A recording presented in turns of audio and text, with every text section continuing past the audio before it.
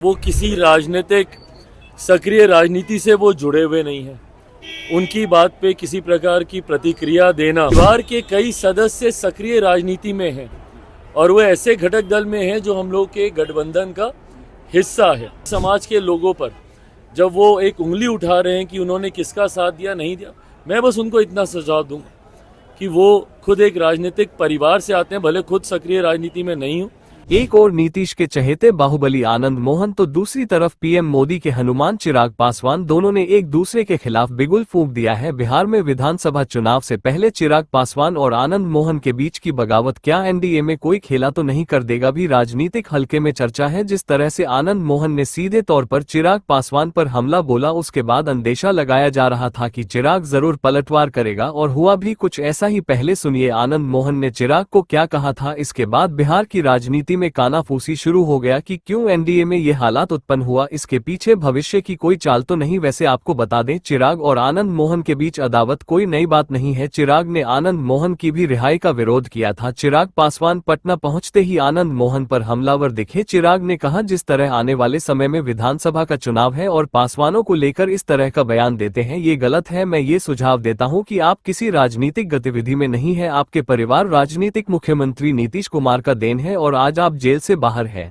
चिराग पासवान ने आनंद मोहन को ये भी याद दिलाया कि आप जिस मामले में जेल गए थे और इस तरह का बयान दे रहे हैं, ये बिल्कुल गलत है। साथ ही चिराग ने सीधे तौर पर आनंद मोहन और उसके परिवार को धमकी दी और कहा, आगे चुनाव लड़ना है या नहीं, परिवार वालों को सोच ले। सुनिए चिराग पासवान ने किस अंदाज में बाहुबली आनंद मोहन को धमकी दी। आनंद मोहन ने कहा है कि चिराग पासवान ने एनडीए के उम्मीदवारों को ही दरकिनार किया, हम लोग के उम्मीदवार के पास आए तक नहीं चुनाव के प्रचार के लिए। देखिए, पहली बात तो वो किसी राजनीतिक सक्रिय राजनीति से वो जुड़े हुए नहीं हैं। उनकी बात पे किसी प्रकार की प्रतिक्रिया देना कोई ज़रूरी नहीं है, पर हाँ, उनके परिवार के कई सदस्य सक्रिय राजनीति में हैं और वो ऐसे घटक दल में हैं जो हम लोग के गठबंधन का हिस्सा है। ऐसे में सुझाव बस इतना देंगे, जिनका आप जिक्र कर रहे हैं वो हमारे मुख्यमंत्री जी की कृपा पर जेल से वो बाहर आए हैं और किस संगीन आरोप में वो जेल के अंदर थे। ऐसे में पुनः उसी समाज से आने वाले लोगों पर, जिस समाज के ऊपर उनके ऊपर आरोप लगे थे, पुनः उसी समाज के लोगों पर जब वो एक उंगली उठा रहे हैं कि उन्होंने किसका साथ दिया नहीं दिया, मैं बस उनको इतना सुझाव दूंगा कि वो खुद एक राजनीतिक परिवार से आते हैं, भले खुद सक्रिय राजनीति में नहीं हो, पर उनके परिवार के सदस्यों को आगे भी चुनाव लड़ना है, सब करना है। ऐसे नाम लेकर पासवानों के ऊपर इस तरीके से उंगली उठाना, पासवान समाज के ऊपर इस तरीके से उंगली उठाना, मुझे नहीं लगता कि गठबंधन में, क्योंकि उनके परिवार के सदस्य हैं, ये उचित है। बाकी उन्होंने जो कहा नहीं कहा, जैसा मैंने कहा, वो सक्रिय राजनीति में नहीं है, तो उनके जवाब देना कोई जरूरी नहीं। को लेकर के तेजस्वी यादव कह रहे हैं 85% जो है वो देना चाहिए, एक बिल लाना चाहिए विधानसभा में जिसको हम लोग सब पास कर दें आरक्षण को। मेरी समझ में नहीं आता कि जब ये लोग सरकार में होते हैं, ये सारी सोच इनकी जहन में तब क्यों नहीं आती है।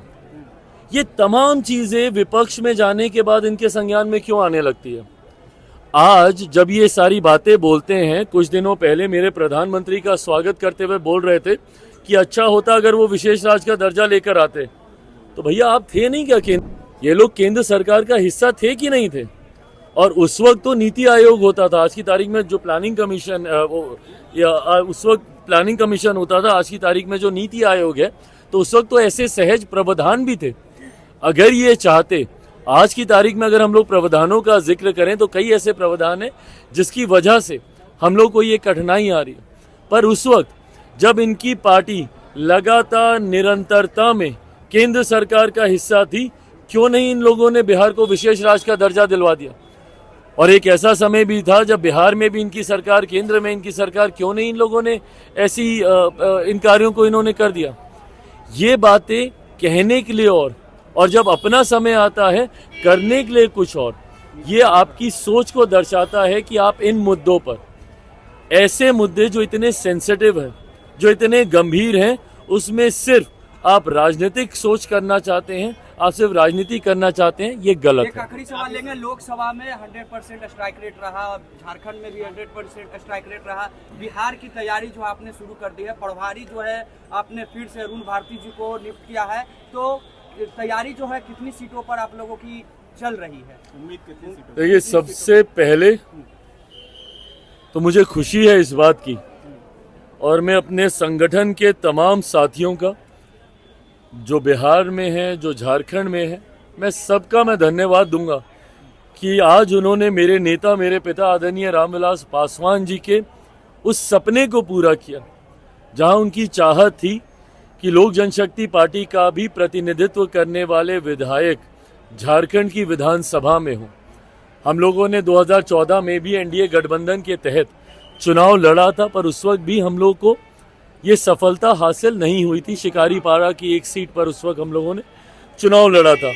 मुझे खुशी है कि चतरा में गठबंधन के तहत एक सीट पर हम लोगों को चुनाव लड़ने का मौका मिला, और उस सीट को एक बड़े मार्जिन से, लगभग 19,000 वोटों के मार्जिन से जनार्दन पासवान जी ने जीतने का काम किया, जिससे अब लोक जनशक्ति पार्टी रामविलास की उपस्थिति एक और राज्य में हो गई है। बिहार में जहां 5 सांसद हैं, तो वहीं नागालैंड में हम लोग के 2 विधायक हैं, अब 1 विधायक हम लोगों का झारखंड में भी है। तो ये मेरे उस नेता के सपने को पूरा करता है, जिसमें आदरणीय रामविलास पासवान जी ने पार्टी के विस्तार को देखा था।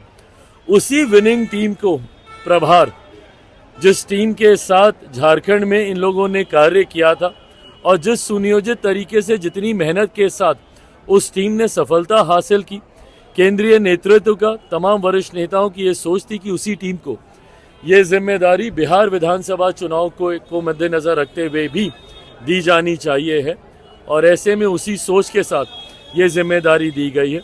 मैं मानता हूँ 100% स्ट्राइक रेट के साथ अभी तक हम लोग आगे बढ़ते जा रहे हैं। बिहार से पहले दिल्ली में भी चुनाव होने हैं, उसमें भी अगर मौका मिला तो हम लोग अपना यही स्ट्राइक रेट बरकरार रखना चाहेंगे। बट सबसे ज़्यादा महत्वपूर्ण है कि अगले साल जो बिहार विधानसभा में चुनाव हो रहे हैं, सीटों की संख्या गठबंधन के भीतर ही तय होंगी, उससे पहले मैं आपके साथ कतई साझा नहीं कर सकता हूं। पर हाँ, जितनी सीटें लड़ेंगे 100% स्ट्राइक रेट उसमें भी रहे, यही लक्ष्य मेरा और मेरी पूरी टीम का है।